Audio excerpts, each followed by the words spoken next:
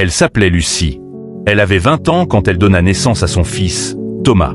C'était un petit garçon fragile, venu trop tôt, à peine 2 kilos de vie dans les bras d'une jeune femme encore hésitante. Elle se souvient du jour où elle le serra pour la première fois. Le monde autour d'elle avait disparu. Il n'y avait plus de bruit, plus d'hôpital, plus de peur, seulement ce petit souffle contre son cœur. Lucie n'avait pas grand-chose. Un studio, un vieux berceau trouvé d'occasion, et 2 mains pleines d'amour. Le père, lui, était parti avant même de savoir comment on tenait un bébé. Alors, elle fit tout seule. Elle travaillait le jour dans une boulangerie, et la nuit, elle chantait doucement à Thomas pour qu'il s'endorme. Ses mains sentaient la farine et le lait chaud. Elles étaient toujours fatiguées, mais toujours tendres. Elle réparait, consolait, caressait. Elles étaient tout ce qu'il avait. Les années passèrent. Thomas grandissait, curieux, rieur, un peu rêveur.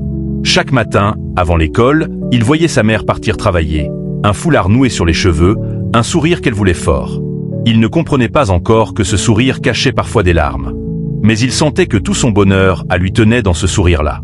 Le soir, quand il avait peur du noir, elle venait s'asseoir près de lui. « Tu sais, disait-elle, la peur, c'est comme une ombre.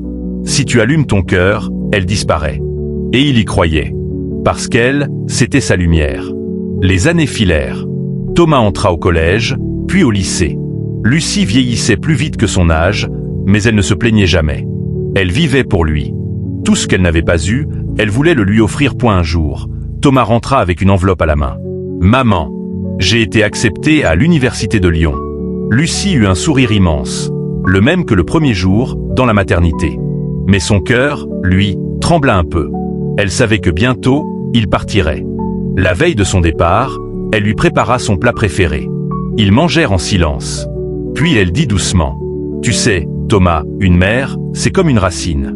Même quand l'arbre pousse loin, elle reste là, sous terre, pour qu'il tienne debout. » Il voulut répondre, mais il sentit sa gorge se serrer.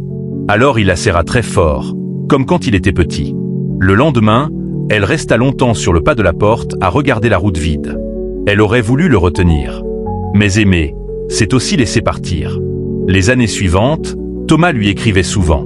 Des lettres, des photos, des appels. Mais la distance grandissait, doucement. La vie avançait, avec ses obligations, ses oublis. Lucie, elle, gardait chaque lettre dans une boîte en fer, sous son lit. Quand elle se sentait seule, elle les relisait. Et dans ces mots, elle retrouvait la voix de son petit garçon. Un hiver, Thomas reçut un appel. Sa mère avait eu un malaise. Rien de grave, disait-on. Mais il prit le premier train. Quand il arriva, elle était à l'hôpital, pâle mais souriante. « Tu vois, dit-elle en riant, même mon cœur voulait te revoir. » Il rit, lui aussi, mais ses yeux tremblaient. Il prit sa main. Ses mains fatiguées, couvertes de rides, mais toujours les mêmes. C'étaient ces mains-là qui avaient tout bâti.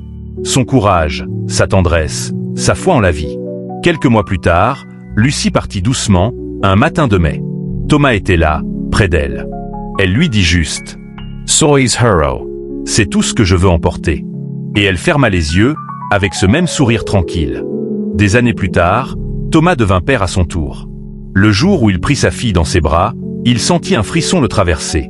C'était comme si, à travers elle, il tenait à nouveau sa mère. Il lui montra un jour la boîte en fer, celle des lettres. « C'était ta grand-mère, dit-il. Elle avait des mains magiques. Comme les tiennes, demanda la petite. Il sourit, les larmes aux yeux. Non, les siennes réparaient tout, même les cœurs. Chaque printemps, il allait déposer une rose blanche sur la tombe de Lucie. Et chaque fois, il murmurait. « Maman, j'ai compris maintenant. L'amour ne meurt pas, il change juste de forme. » Puis il rentrait, le cœur plus léger, prêt à transmettre à son tour ce qu'elle lui avait donné. Le courage d'aimer sans condition.